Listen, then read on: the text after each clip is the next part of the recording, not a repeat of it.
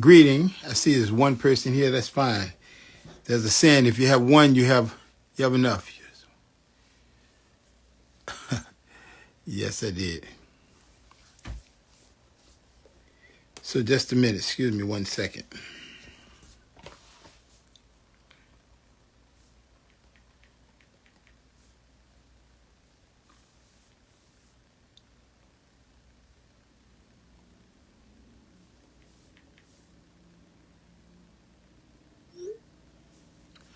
All right. So I'm going to talk about tonight about the African woman.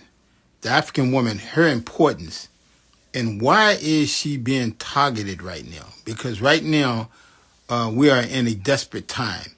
But what I'm going to do always before I ever speak, first I'm going to pay homage to our ancestors that died, that were murdered, coming across on those ships, and to the creations of the deities that we established on this planet, which has caused us a lot of harm.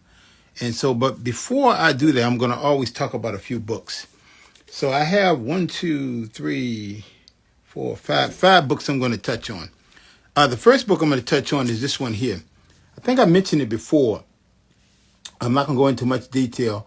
This is called The Six Black Presidents, Black Blood, White Mask. It's by Dr. Set Bakufu, which is right here. This book was published in 1993. Dr. Clark said this. Dr. Clark said, these are men that are not worthy of being spoken about because they really did nothing for us. Absolutely correct. And without question, the worst was Obama.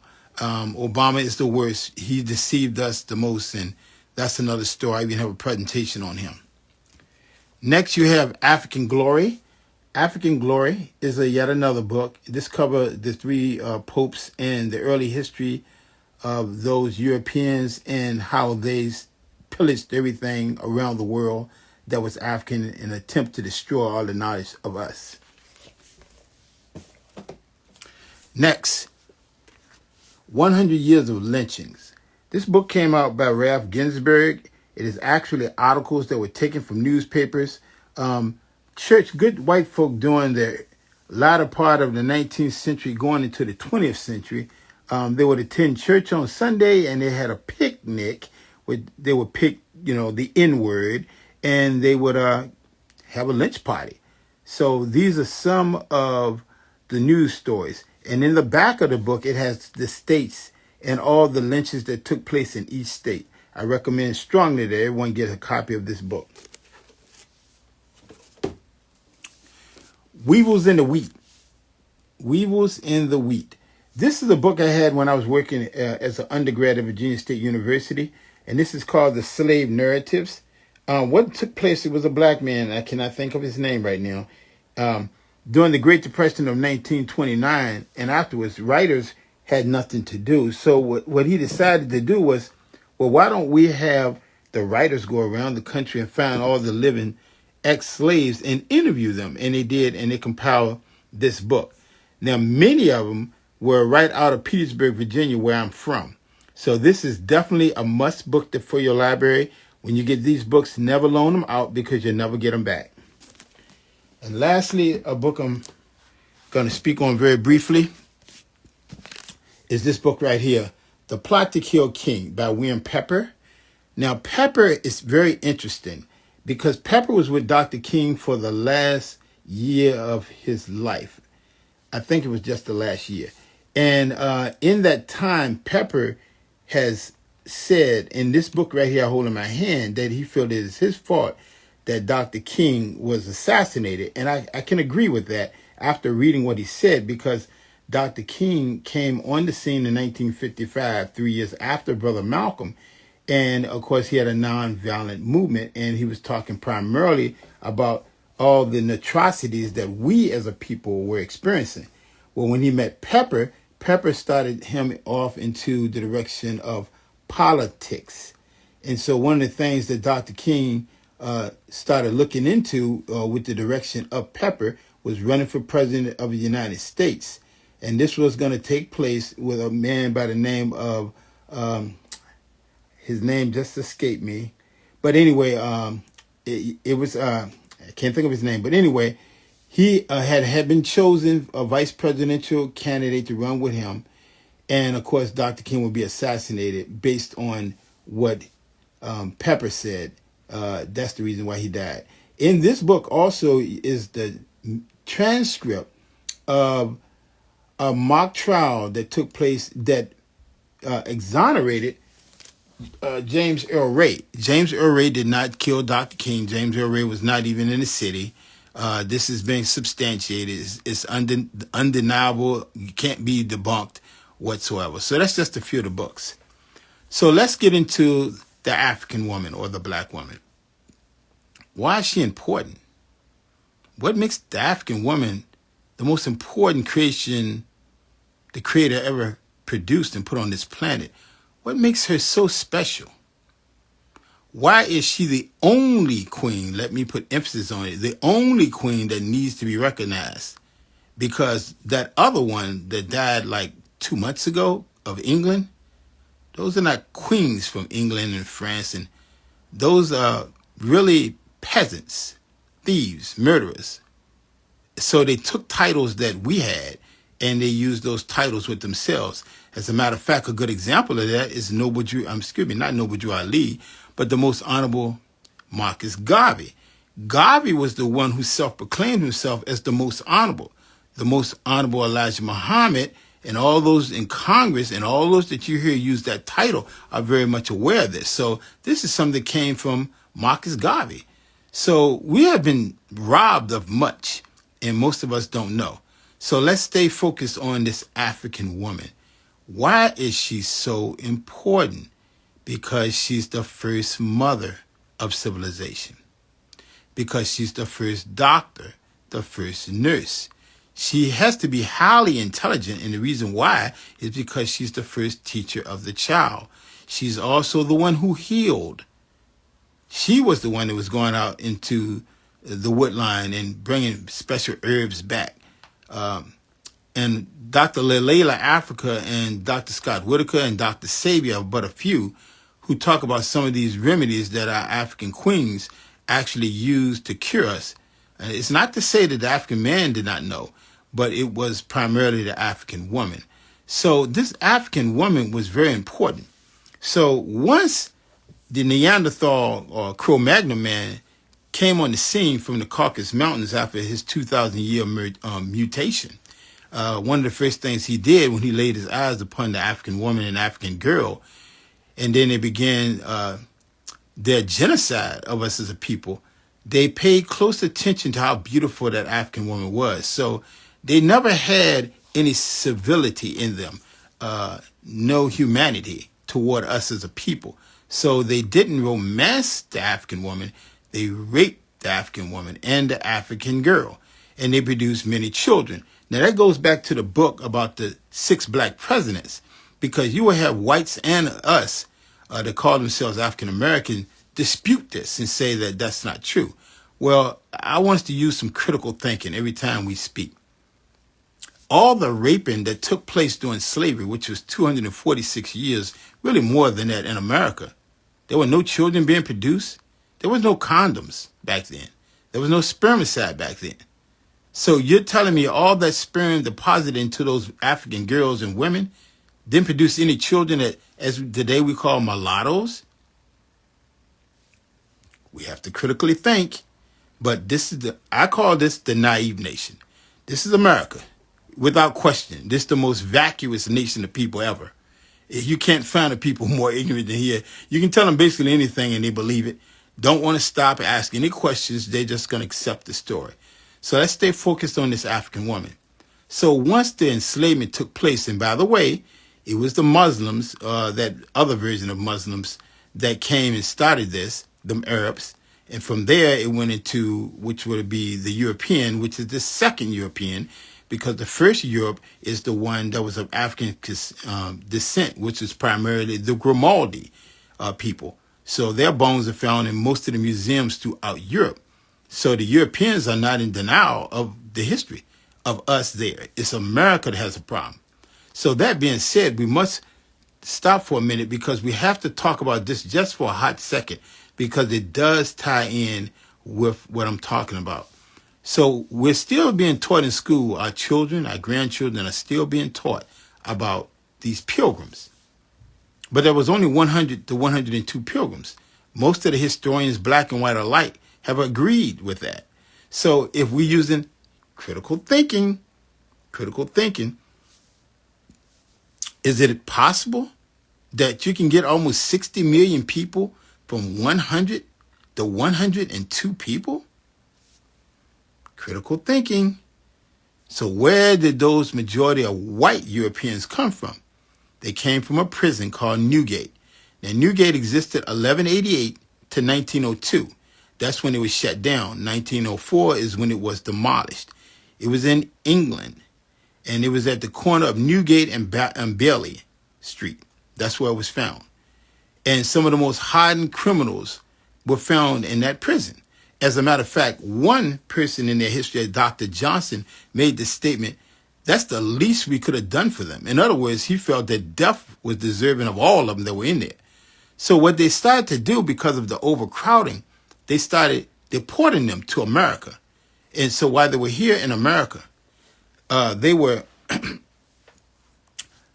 slowly becoming a part, acclimating themselves to this land, but they did not know how to cook, find spices, know how to use spices. None of these things they knew because they were savage people. So they befriended just a few of the indigenous people, primarily one called Squato, and that's where the first Thanksgiving come from. But there were actually 2 beheadings that took place with the original 2 Thanksgivings. You can look into that. And one of them is actually found in the history book. It's called King Philip's War. King Philip, but his birth name was Metacomet. So they designated him the name or given him the name of King Philip. So that is a little bit about those people that came here that's called pilgrims. But when we go back to the Newgate prison, so there was 50,000 to 55,000 Europeans that came from Newgate prison to America. So what happened? There was the War of 1812. In the War of 1812, there was a blockade by the Navy, and so they started dispersing them, or should I say they started to make Australia a penal society. But 162,000 roughly was estimated to be dropped off in what today we call Australia. Now, what the Australians did, if you look into the history, don't believe a word I say, look into the history, they genocided, they eradicated every Tasmanian person on that island. There is not a Tasmanian person left to this day. Now, if you look back in history and look back at the cartoons, there was a cartoon that came out when I was a child. It was called the Tasmanian Devil. And you see it's a beast, animal. And that was in reference to the Tasmanian people. So what they did is the victim got vilified, and the mass murderer or genocide person became a hero. So you killed off a group of people and vilified them and turned them into a demonic entity of a cartoon character, a beast. So that's the original origin of those who came here. So now we're going to get into this African woman. So when they saw this African woman and the beauty that she had, they began to do a lot of things with her. As a matter of fact, one of the words I tell our people never to use is the MF word. See, we have to think. We use words. We use a lot of words that come out of our mouth, English, but they're not good. I told the children where I work at, I asked them, what are you? They said, Mr. Beverly, what do you mean? I said, what are you? And they said, I'm a kid. I said, no, you're not a kid. Yeah, that's what was taught to us. We were kids. A kid is a young goat. So I asked the children, I said, do you eat cans? Do you eat paper? Are you a savage? Are you an animal? They said, Mr. Beverly, I never knew that. I said, I know. We use these words, but we don't know the origin or the etymology of the words. So we have to stop using certain words. Kid, don't use that word. Black, you can use it if you're talking about the color. White, you better pay attention to the word white. Look that word up. The N word, look that word up. The MF word, you know what they did? They used to take a burlap bag or something and they cover the mother's head and cover the son's head and have them copulate. The son and the mother copulated. You can't get more sick than that. So we use these words making a fool out of ourselves because we don't know. So certain words we have to stop. Stop with the kid. You know, auntie. Auntie. Look at what auntie really was. Look that up. Auntie. Kid. MF word. The N word. Stop using those words. Why? Why do we need to use it? We're the first teachers of humanity. We had the first schools. This has been substantiated. The first schools. Higher learning started off where? The Egyptian mystery system. And then, of course, Mali had two systems. And then they built up the University of Salamanca, which was in Spain. And that was the Blackamoors that did it, or really Moors. But that's another story. There's no such people as Blackamoors or Moors. I don't even want to get into that because many of our people, again, they don't critically think. They're not historians because historians, we have to use everything at our disposal. That's what was told to me by Dr. Arthur Abraham. So I have to use it all. So I don't run from anything. You tell me to read it, I'm going to read it. But what's going to happen is I'm going to go do research to see what you gave me is correct or not. But we can't run from anything. So these Blackamoors, Hebrews, and Christians and all of that, you know, let them be. Let them be who they are. So let's stay focused on this African woman. So once they started capturing our ancestors under the Europeans, which would be 1441, they started bringing us to this hemisphere. Now, keep this in mind. Time to think. Time to think. So, did the Europeans first bring us here, or were we already here? We were already here. They came before Columbus by Dr. Ivan Van Sertima. Covers all of that. Columbus and Amerigo Vespucci never stepped foot on this land. America is named after Amerigo Vespucci, but he never stepped on this land. The District of Columbia, Columbus, Ohio, are named in honor of Columbus, but he never stepped on this land. They've been lying, telling you that this man was of Spanish descent, Italian descent, one of the two. But in actuality, he was a Jew. Why is that important? Because the Jews have done so much damage to us, they don't even want to talk about it. But they have the audacity to tell you you're anti-Semitic. We can't be anti-Semitic. I already covered that, so I'm not going to touch that no more. So let's stay on this African queen. So they now brought this African queen and these young girls to this place, this second Babylon, which still exists. But if you really want to see a depiction in a movie film, the best one I ever seen, and I'm going to say this, write this down. It's called Goodbye Uncle Tom. This movie was filmed in 1969. It was premiered here in several places, New York, LA, a few other places here in America in 1971. They asked to film it here on American soil, but they refused to let that happen. So when it premiered here in the United States, some of our people came out the movie theater and they were laying hands on white folk on the sidewalk. They went ballistic. So the movie was banned. The movie didn't resurface until 24 years later at the Million Man March, and I was there. So if you really want to see a good depiction of what really happened with us in slavery that's on point, is Goodbye Uncle Tom, but it is extremely rough. I don't tell anyone to look at that movie unless you really, really, really have your mind wide open, because that movie will mess you up. I've had brothers, who told me, man, I can't look at it. I can't look at it. It's too rough. So I say Goodbye Uncle Tom is number one. Sankofa is number two. Number three is Roots, and I've seen both Roots. So those are the three movies that depict slavery to a very accurate point. And I just seen 2 nights ago Emancipation with Will Smith. It's very good. I would suggest that y'all see Emancipation. It's very good. I don't suggest that we as a whole go ever to see historical movies unless you really, in my opinion, consult someone who's well known, well knowledgeable of our history, because there is so much they sensationalize the movies first of all, and that simply means they add things that did not happen. Good example: the Malcolm X movie with Denzel. Brother Malcolm never had his head in the toilet bowl. That's not correct. That's not correct. And when he was in prison, he saw Elijah Muhammad. In actuality, he did not see Elijah Muhammad. I want to say it was Master Fard Muhammad that he saw. So history movies, they sensationalize the movie. So let's stay on this African woman. Why was she so important once she got to America and this hemisphere? Not just America, but this hemisphere as a whole. Now, I want us to think. Here we go, critically thinking again. Now, you probably say, what in the world this got to do with the black woman? So a man in Kentucky went into the kitchen. He had a white suit on and a black tie, white beard, white curly hair.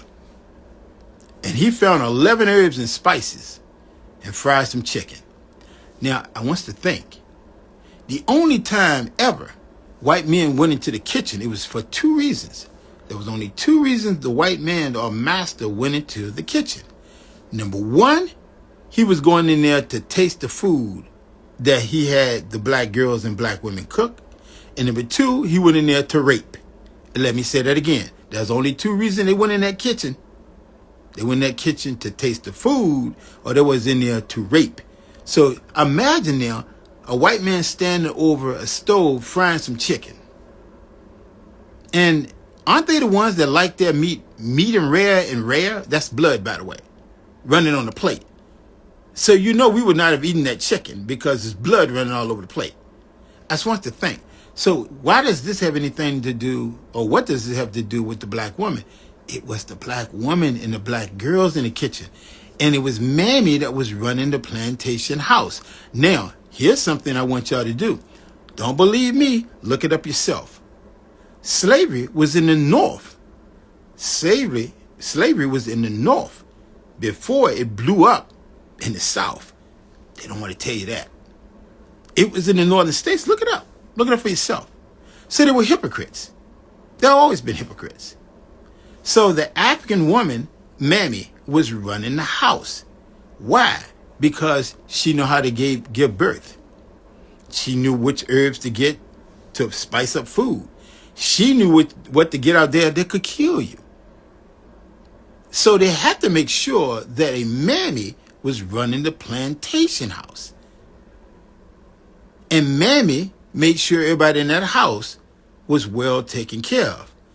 But don't think for a minute that Master didn't have some say in that house, because Master started doing something inhumane.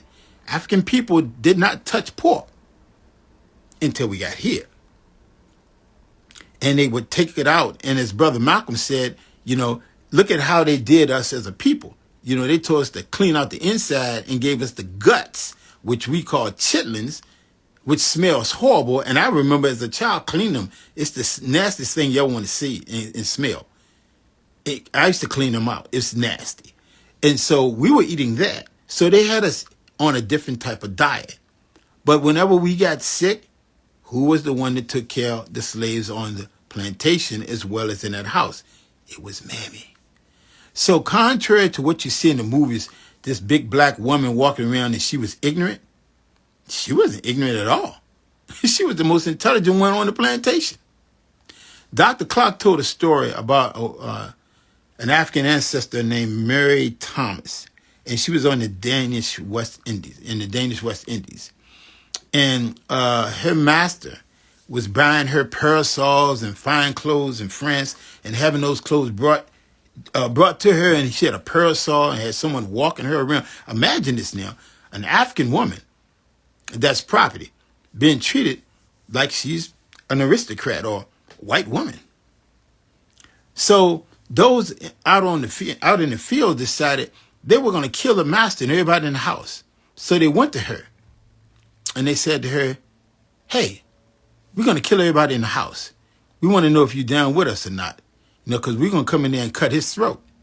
So she took offense and she said, well, why in the hell would you want to come in there and kill kill him in the house? Said, I stay in the house. That's where I'm at. So what I do is I kill him on the way out and I join the revolution. And she did. So the black woman, the African woman, is the most important person in the creation of this planet. But today, they've lost most of it by design. The intelligence is still there, but they're missing something right now. So what are they missing, and what is taking place over the last 100 years to get the black woman to where she is? Well, first of all, this is a misogynistic society. They hate women. They absolutely hate. I'm talking about white men. Now, we have taken on much of that because there's an old saying, if you wallow in a pigsty, you become like the pig. And we've been wallowing around here for 500 years, so many of us have taken that on. We don't respect the African woman or the black woman, nearly none at all. I see us, we don't open the door. We call her the B word. She's the original queen.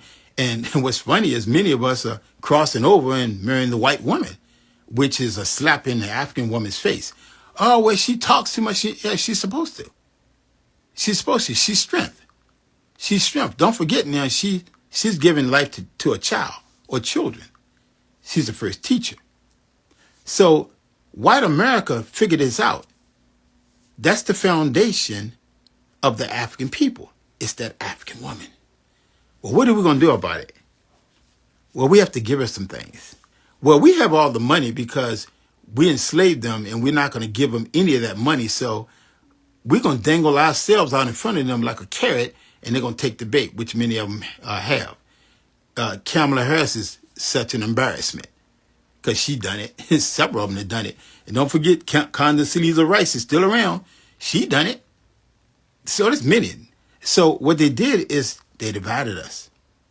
How did they divide us? Well, they started dangling good jobs out in front of the black women. They got away from the black man because, hey, you're struggling. You're no good.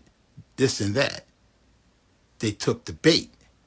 But then many African women said, well, y'all don't support us. Let me tell y'all a true story. In 2008, I came back from Portland, Oregon. I lived there from 2001 to 2008. I'm originally from Virginia. When I came back, I went to Virginia State. I was working on my bachelor's. And I got my bachelor's and my master's from Virginia State. And I was telling everybody, but especially black women, about this black woman that was running against Obama. Now, I see a few people are here. I want somebody to type in the name of that black woman that ran against Obama while I'm telling you this story. So this black woman was running against Obama, and I was telling black women about it. And black women, listen to what I'm saying. Listen to what I'm saying. They said to me, brother, we can't put any attention on her because he's a man. He's more intelligent than we are. Wow. I'm shocked. I'm shocked. I don't know what to say. That's sexism coming from a woman. You're telling me the black man is more intelligent than the sister? Wow. Can't make this up. Does anyone know the name of that sister before I tell you? No one knows? Her name is Cynthia McKinney. She's still alive. She's in Georgia. She was a Democrat, but there's a story behind it. So when she left the Democratic Party, she joined the Green Party. So she ran as a third candidate. And they kept Obama away from her because they knew she was going to light him up.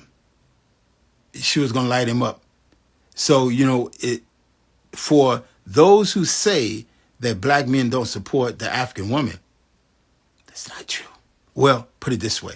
There are many, but it's those. It's those ones that don't have this. That there's no thinking, there's no critical thinking going on here. Because I'm going to support us first, but I'm looking for us that get it. So I'm not going to support you just because you look like me and you have this around your neck or you have a dashiki on, you got locks. Because, matter of fact, most of us with locks and afros and bantu knots today are sellouts. Most of your presidents are sellouts. So let's stay on this African woman, because this damage has been done. What else did they do? Well, along came this woman, Gloria Steinem, in the 1960s, and she was talking about the feminist movement. Oh, yes, they got the black power out here, but what about us and equal rights for women? And I love what Shahzad Ali said. Shahzad Ali came right behind that nonsense and said this. What the hell are you talking about? Ain't no black man, African man, been able to tell a black woman or African woman what to do. The real African black man and black woman is going to lay hands on you, or probably even cut your throat if you put your hands on her. So that wasn't for black women, and it's still strange that many of them today say, I'm a feminist. No, you're crazy. That ain't got nothing to do with you. Absolutely nothing. Nothing that takes place in this country really have anything to do with either one of us. But right now we're talking about the most important of all creations, the African woman. The feminist movement has nothing to do with African women. Women's suffrage had nothing to do with African women. Nothing. So we're constantly being played. Now, I'm going to continue on with some of the black women that were very instrumental in our struggle. Some living, some not living. Shirley Chisholm. Shirley Chisholm was from New York. She came up with a very ingenious thing to do, which was what they call welfare. Someone created a poster. Now, I don't believe it was Shirley Chisholm, but they created a poster with a white mother with a child in her arm and one beside her. What's obviously missing, there's not a man in the picture. It's the mother and two children. Why was that important? That was the beginning of bringing down the black family. So today, if you notice, in order for a man to be in the house with his woman, wife, and children or child, he has to be the sole provider of that house. And most of us cannot, because that's the game that's being played. That's how they're keeping us fragmented. So they're giving the African woman or the black woman what is needed for her to survive, but not giving the father what he needs to be a good father. So there's that vice that's coming between the two of us. So the African woman is now going off in this direction. The African man is going off in the other direction. And they are now smiling because the division is taking place. So there are black women today that are very detrimental to the struggle. Some of them, like I said, I call her Kamala Harris. She's not one of us. I mean, not here. She's a little bit here, but don't forget, she's not all the way there with us. She's not. Condoleezza Rice, she's not nowhere there with us. Michelle Obama, she's not nowhere with us. As a matter of fact, it's not many you can mention that is with us. Senator McKinney definitely is. Shahzad Ali definitely is. It's a few. Now, it's many of us, again, that's not supporting the African or black woman because we're not thinking. We're not thinking, and we're not critically thinking. Thinking is first. Critically thinking is second. And again, this is the naive nation, so the majority of us is brought into the script. We don't want to learn anything. We just want to play, and everything is about playing. Let me tell y'all something that happened 1 week ago today. I live near the Multi-Purpose Center in Chesterfield, Virginia. It's the gymnasium, sports complex, whatever, for Virginia State University. So I see all these cars.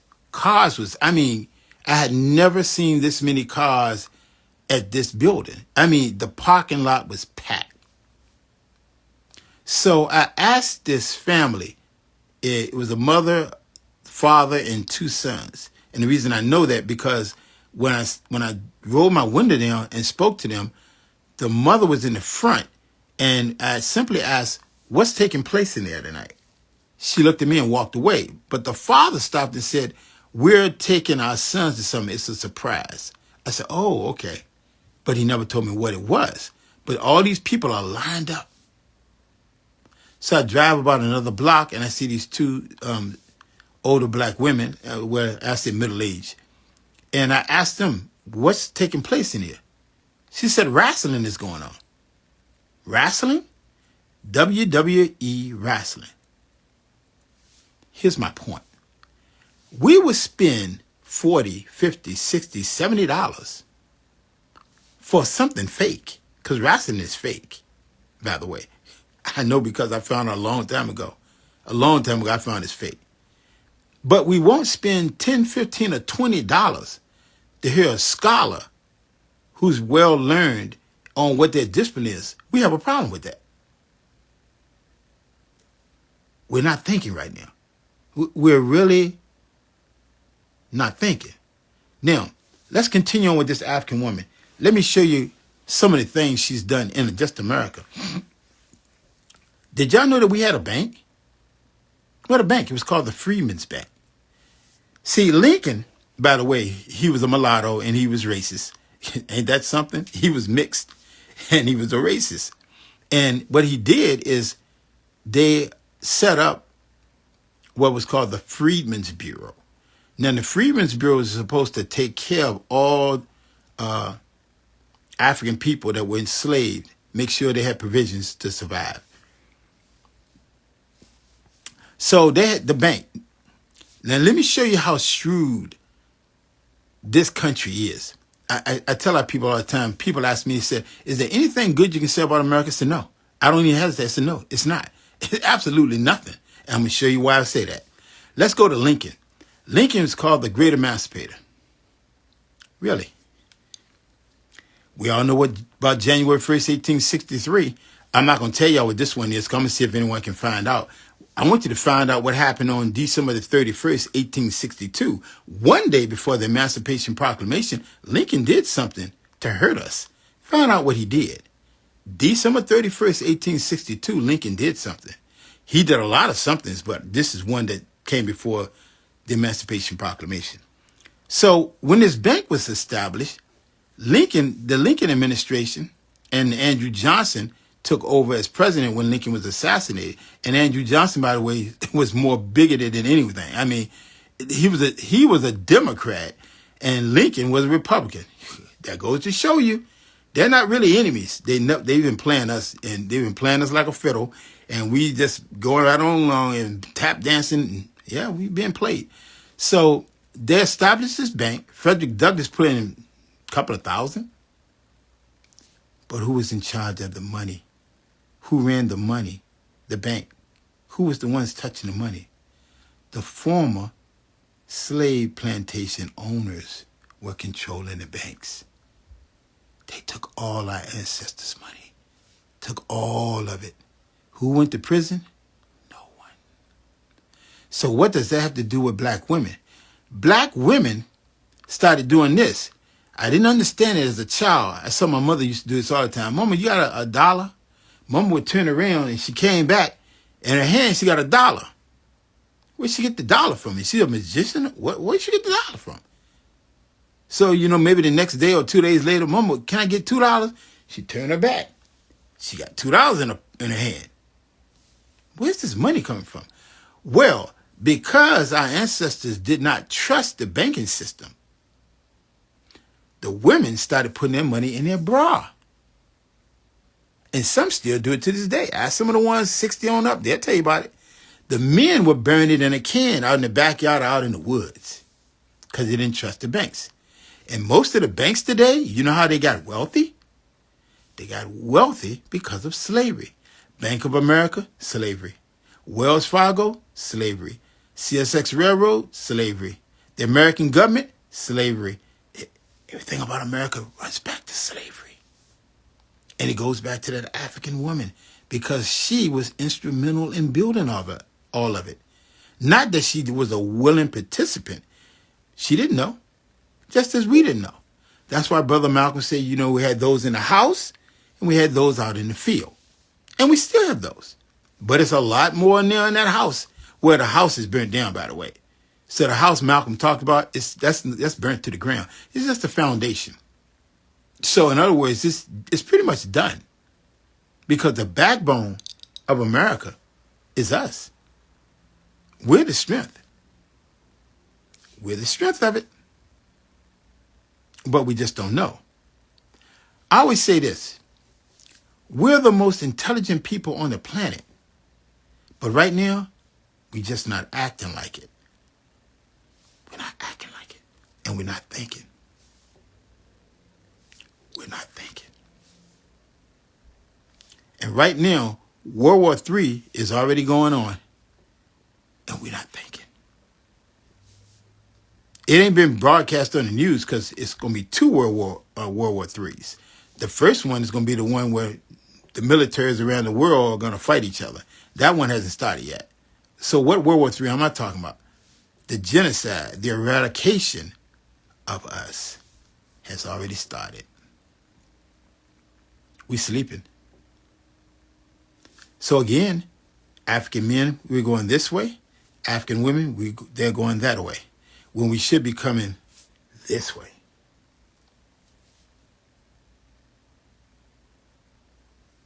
Again, we got to start thinking because we're in trouble. We're in a lot of trouble right now. And as I'm speaking, there's a whole lot of people speaking right now on Instagram, Facebook.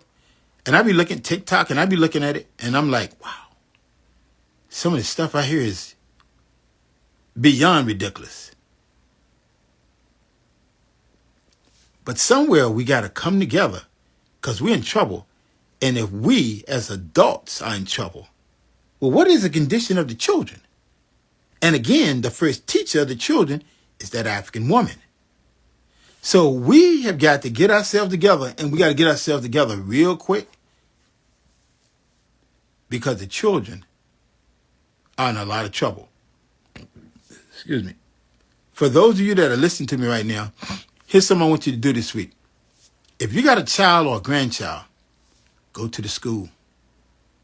Go to the school. Because they're doing a number on the children right now. They can't read. They can't write. Some of them can't print their name. I'm not making this up. I'm not making this up. They can't read. They can't write. And again, going back to those words, we're using all those words. The B word, shouldn't be using it. The K word, kid, shouldn't be using it. The MF word, definitely shouldn't be using that. And we should be insulted when someone uses it with us. Because again, I want you to think about that for a moment. When somebody calling that, they're telling you, you copulate with your mother with a bag on your head.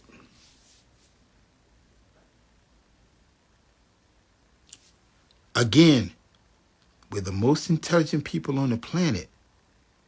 Right now, we're just not acting like it. So I'll probably be back on here either Tuesday or Wednesday because I think it's time to give a general history of the Malcolm and Dr. King story, which I've done that before. If you're on Professor Bobby Speaks, which you see at the top, that's me. You can go and look at it right now. I actually did that presentation. It was 2 parts in the summer, June. And it was 2 parts because it's 73 slides long. I devoted 75 to 80% of that to Dr. King and Malcolm.